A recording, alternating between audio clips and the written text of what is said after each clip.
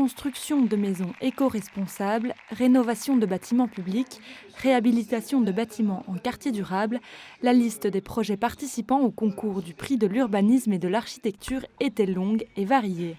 L'objectif de ce concours est d'inspirer les citoyens et de leur montrer que le développement de projets urbanistiques est accessible à tous, moyennant un peu de créativité.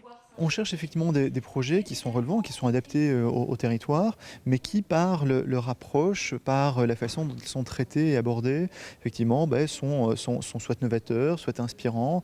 C'est quelque chose qui est important pour nous de se dire, tiens, finalement, lorsqu'on voit un projet de telle ou telle nature, eh bien, c'est un projet qui peut inspirer d'autres personnes. Et on aime aussi que les projets et architecturaux et urbanistiques soient des projets accessibles. Le foncier, en Brabant-Wallon, on sait qu'il coûte cher. Ça veut dire qu'acheter un terrain, c'est déjà cher, et construire une maison, c'est encore plus cher forcément. Et donc très souvent, on est contraint d'acheter un terrain peut-être pas super bien situé, peut-être parfois en caquet, dans un site un peu compliqué. Eh bien, ces projets ici démontrent que même quand le projet peut être compliqué, eh bien, avec la créativité, avec l'inspiration, on peut réaliser de belles choses. Et c'est ce qui nous motive.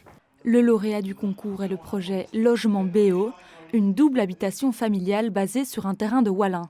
Le Biabouquet remporte quant à lui une mention. Ce projet transversal comprend des logements publics, privés, un cabinet médical et une salle de quartier à Wallin.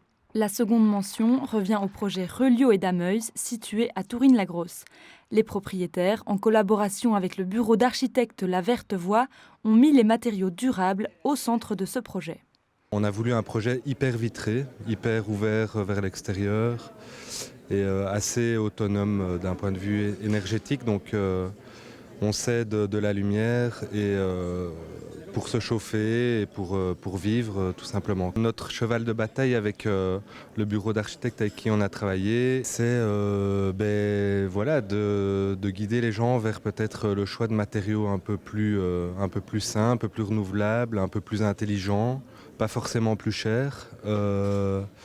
Et d'aller vers des projets qui peuvent être, je pense, porteurs et accessibles à tout le monde. C'est vraiment notre devise du collectif d'architectes La Verte Voie de travailler avec des matériaux écologiques et de faire des bâtiments qui sont économes en énergie, on promeut aussi le low-tech, donc avec des technologies simples et arriver quand même à un résultat chouette qui au global produit peu de déchets et donc pour nous c'était standard entre parenthèses.